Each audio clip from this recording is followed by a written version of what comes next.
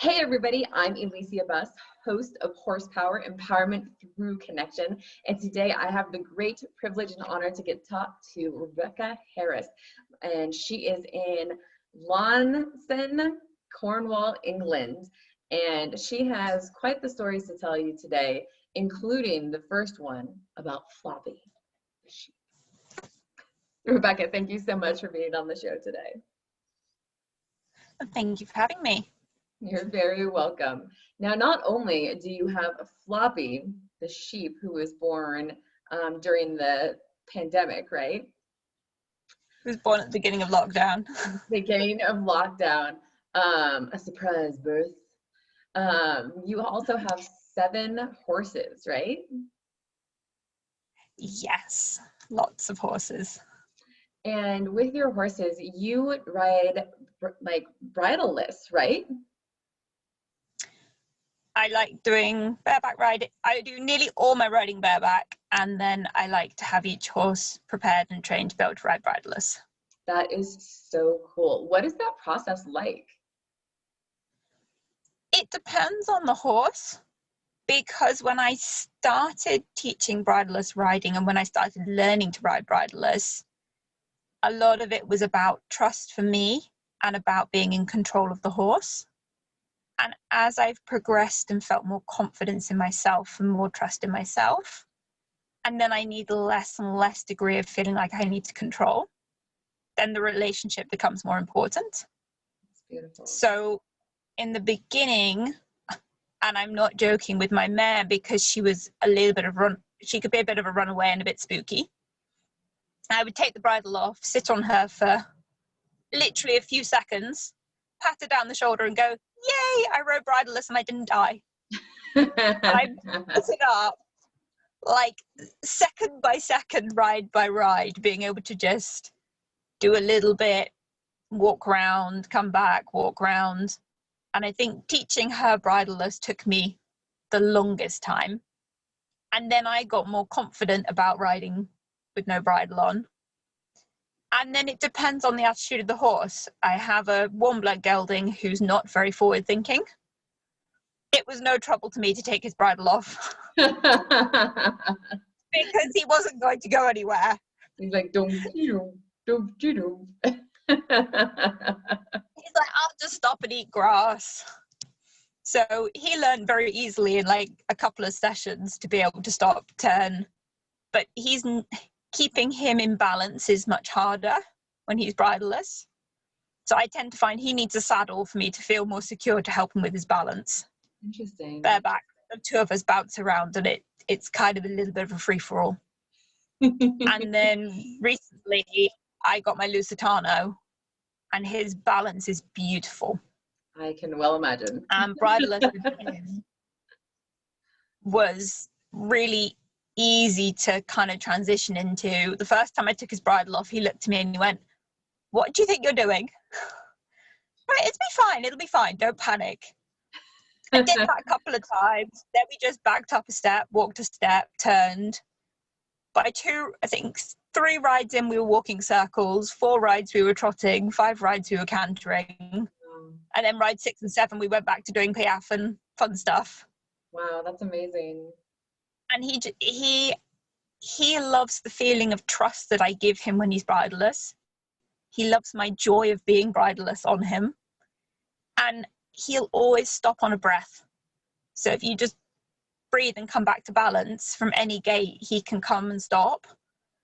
So with him, it's been a very different picture of bridleless from trust, not bridleless from control. Yeah, no, that's amazing. How does he exhibit his joy? He's more expressive in his movements, and he's really willing in what he's giving you. And he, for me, is a real, I say some horses you have a spirit connection to. He was a horse I sat on and I just went, I love the feeling he gives me. And he and I both, if we both are joyful, it's just the most awesome feeling. So I get joyful, he gets joyful, and the two of us have a big party. That's just, yeah, it's like magic, right? It is like magic. And then if you put him in front of an audience, he gets very slightly concerned by the applause or the clapping.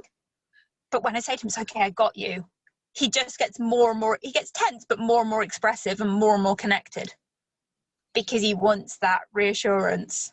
Yeah. So he's been just the most amazing gift of a horse.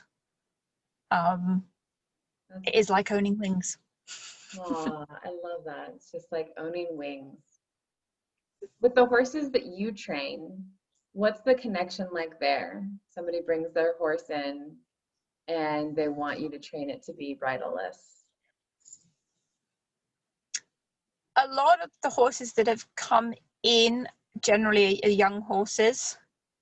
So with them, I'll often just sit on them in the stable with no bridle on, sit around the yard, just get them used to the idea. And because if they've done less ridden work and nobody has taught them about needing to be controlled, they feel very secure already with who they are.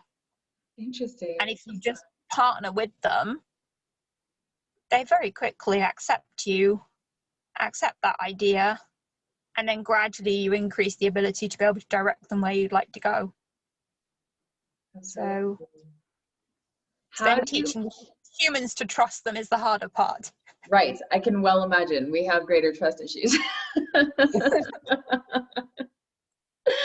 How do you work with the horses when you don't have a bridle on that like to eat all the time, like your warm blood? I feel like that's a question the audience would probably have because, you know, many of us, we go out there and our horses are like, grass, and like their head dives down. I think there's a level of connection and trust that's required between the two of you, that you actually, if you believe in your value and your importance, then your horse senses that, and that they will actually wait on their needs. They'll put their willingness to work with you above their wish for grass. And equally, if I had a horse that was very grass focused, I'd make sure I gave lots of reward points where I'd say, okay, we do this and then we eat grass. Okay, let's do this, then we'll eat grass. So that I don't stop them from doing what it is they want to do, but I ask them just to wait until we've completed our task together. So I think teach and talk about togetherness, that means that in that moment you're putting what's important to you and what's important to the other person or horse into that moment and that partnership. So it might be to do something together. I might want to eat grass, but you know what? It's more important to value the other person right now and not eat. Yeah. So how do you help the humans with their trusting issues when it comes to working with the horses? Trying to teach people to break things down into small enough steps, because often we want to jump from A to Z instead of doing all the pieces along the way. Yeah. So I really do, and I do mean it, I really did have to sit on my horse for a second at a time. And it's when you understand that you can make a step that small. And I think it's encouraging somebody to take that first step without creating the overwhelm. Yeah. That reminds me of the conversation we had beforehand about obstacles. And we talked about the daily obstacles, and you had a really great way to look at that. Would you like to share that with the audience? Yeah. I think every day you come across an obstacle and something that might annoy you, offend you, upset you, cause you some kind of negative reaction. And now I come to try and have that emotion come up, but just sit with it, let it go, and then ponder over why it happened, so that I can look for the next time not having such a big reaction to that same event, and allowing it to be educational rather than becoming overwhelmed by the emotion or the event. And stopping and making a choice, taking a breath and saying, do I want to be angry? Do I want to be upset? Sometimes the emotion is overwhelming and you have to let it happen. And sometimes you just say, do you know what? It's okay. I don't need to feel like this. And let yourself accept it and then grow with it. That's really beautiful. Do you feel like the horses taught you how to do that, or was that something you came upon on your own? I think it's between the horses and God, and learning to have faith throughout the day. And for me, the horses, one of the most beautiful things they do is they always forgive, and they never expose, and they take you as you are in the moment.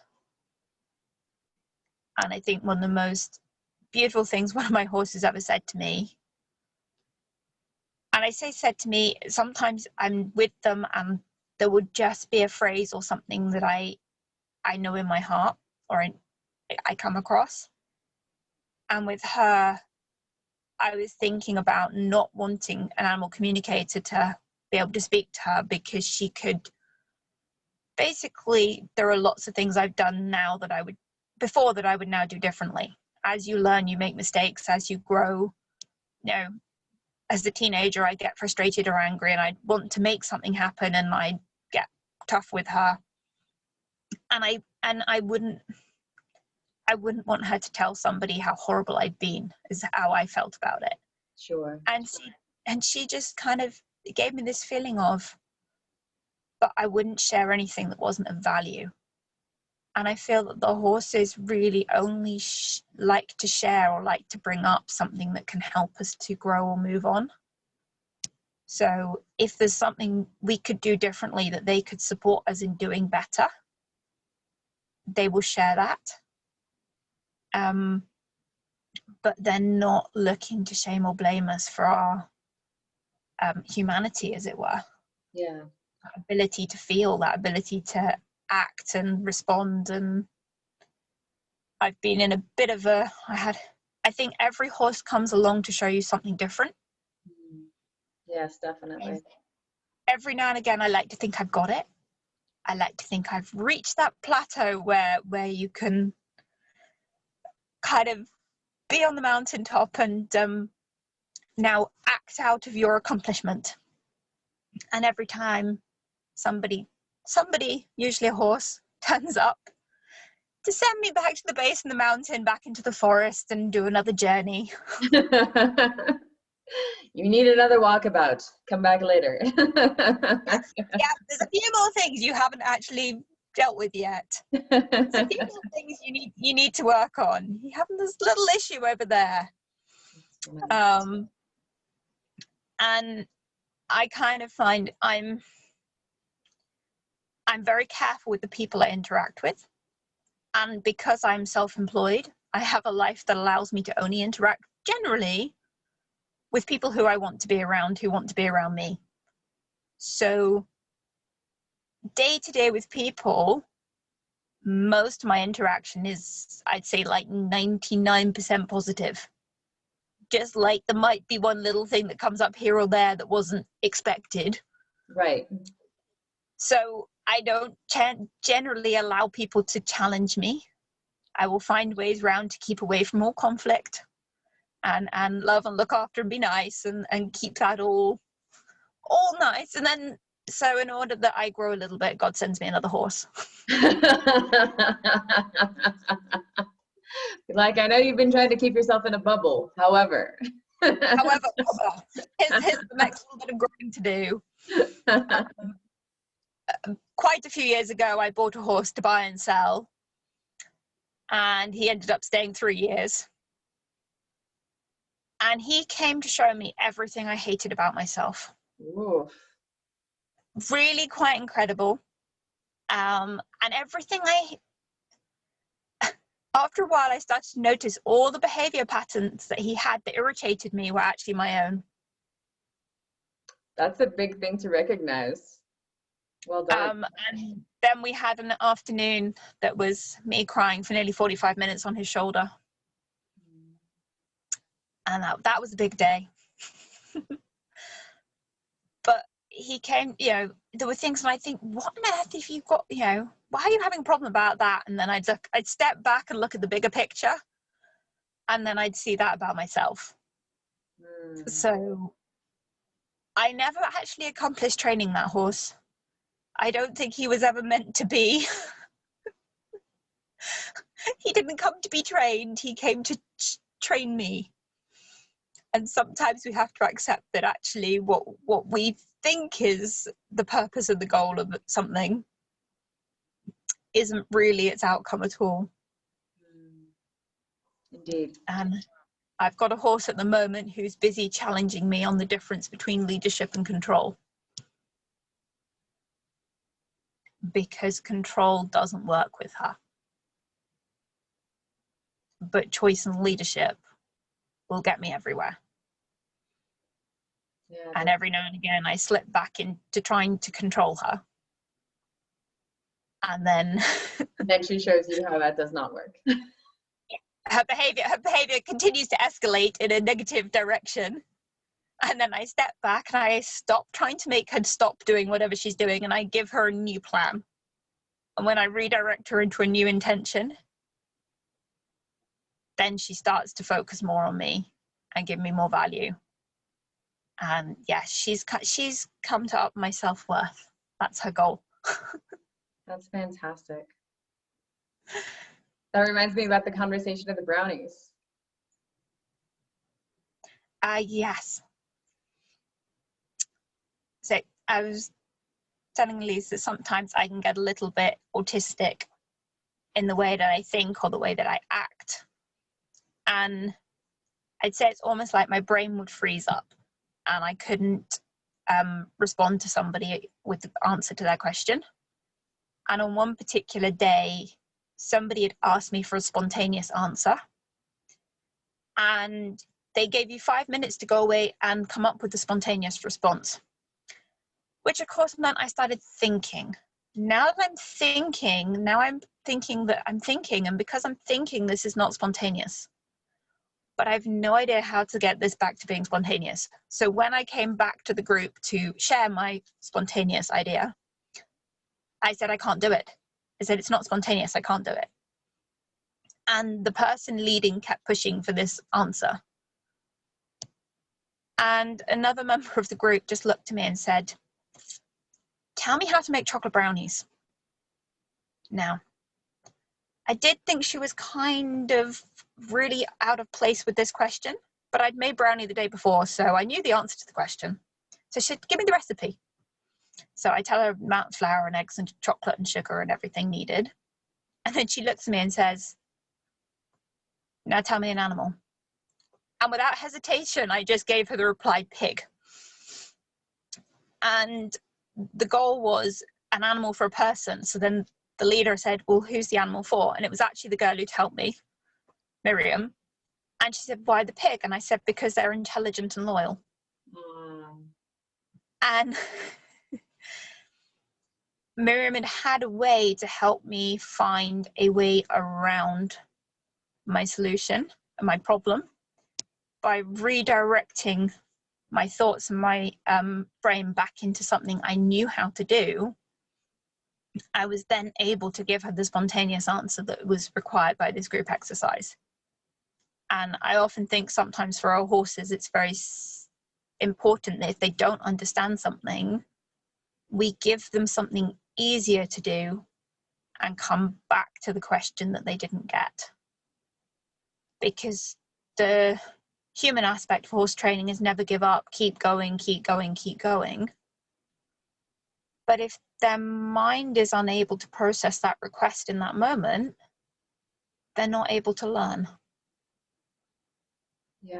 And then kind of on the same page, another incredibly valuable experience was another day my brain froze up and a different friend was there, and she is very good with problem horses.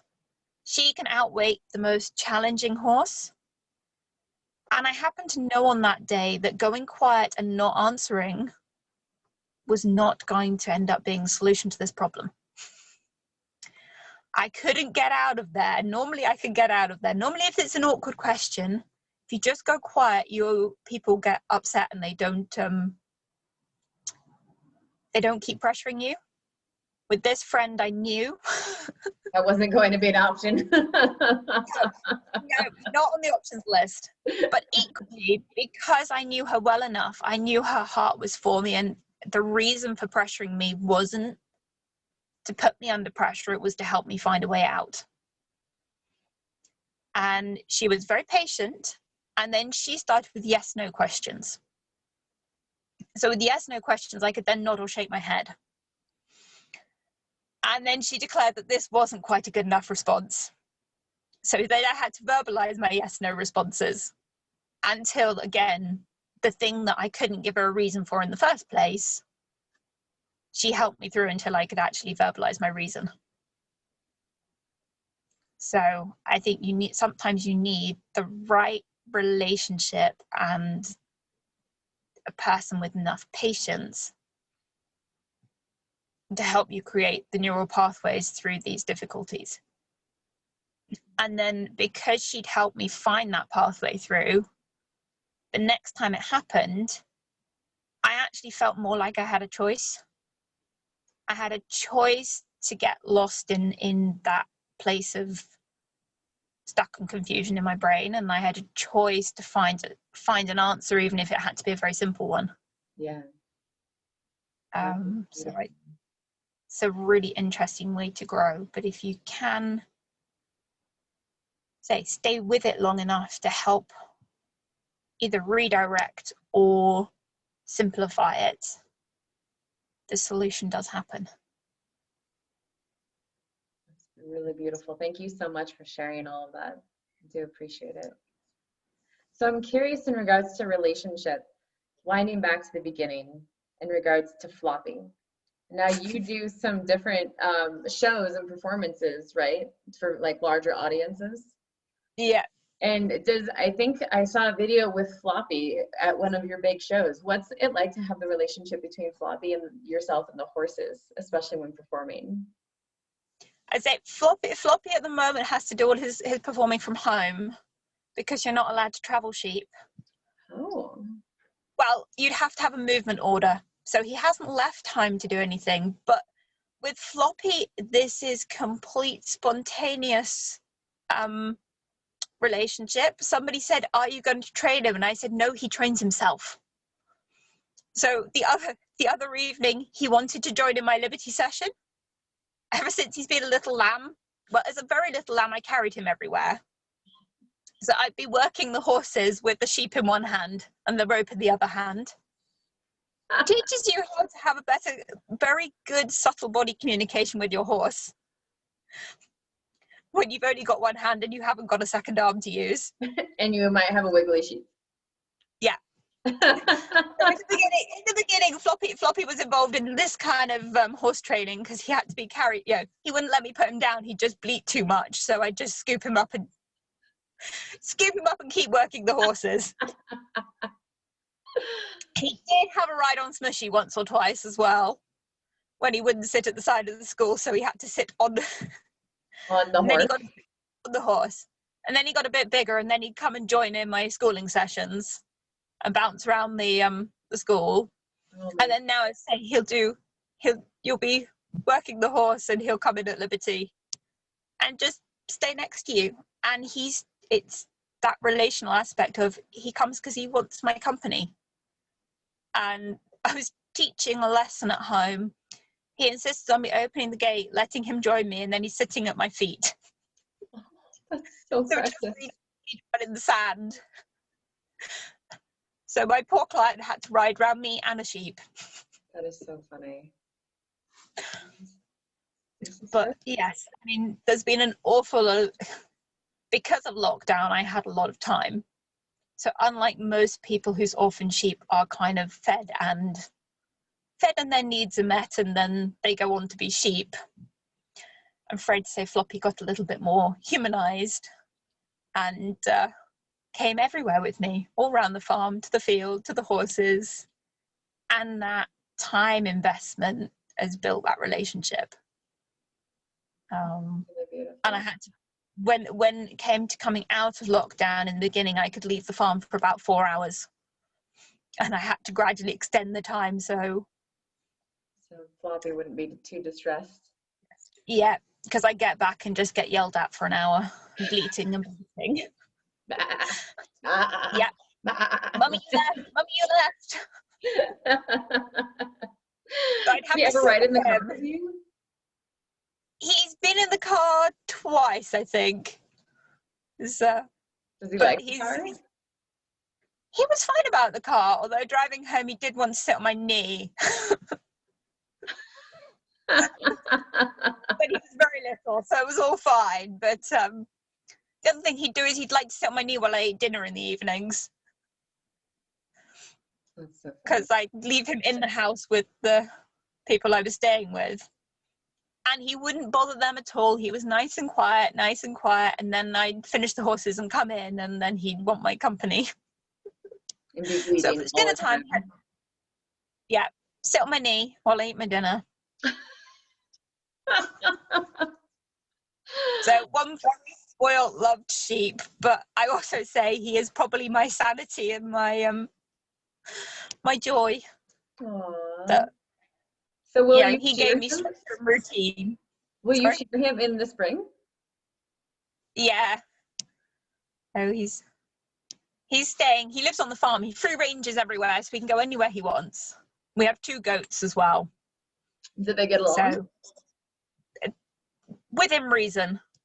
The goats like headbutting matches, and Floppy sometimes gets involved.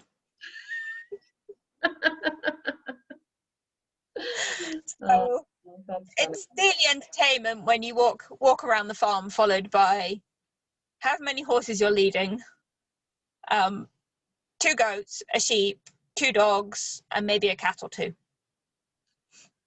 Yes, it makes you feel like you need to start singing the Old MacDonald Had a Farm song. Well, my friend, I am sure that there are many more things that we could talk about in regards to like the beautiful performances that you do and the connections with horses, but I want to be mindful of your time. So the last question is that who in the world inspires you?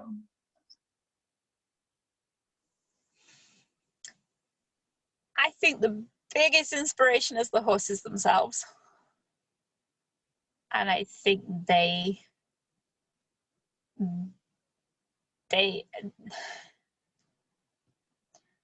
have the most beautiful hearts and the most beautiful spirits, and they're always ready and open to connect with you and offer you more of who they are.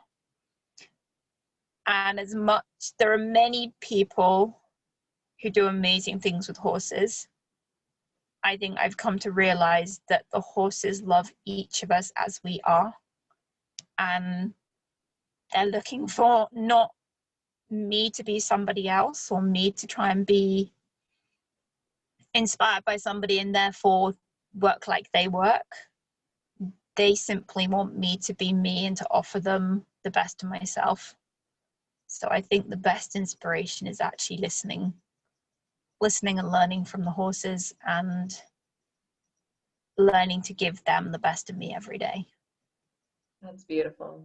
Thank you so much, Rebecca, for sharing all of your wisdom and your beautiful stories of relationship. And yes, just the connection and work that you do with the horses is an inspiration. I hope that someday I'm brave enough to ride a horse bareback and bridleless. It's not difficult.